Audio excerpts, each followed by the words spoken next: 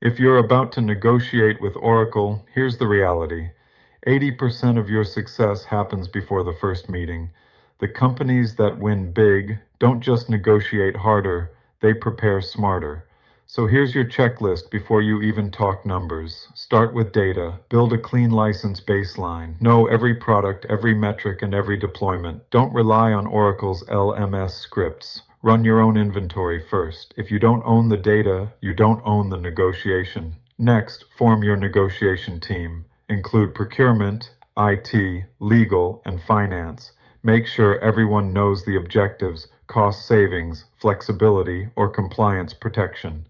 Disjointed teams are Oracle's favorite customers. Then, set clear goals. Define your walkaway point, your target pricing, and your must-have contract clauses like audit rights, renewal caps, and term flexibility. Write it down before Oracle's sales pressure starts. Fourth, gather benchmark data. You can't negotiate in isolation. Compare your pricing and discount levels with what similar enterprises are paying. Benchmarks turn opinions into leverage. Finally, have a plan B.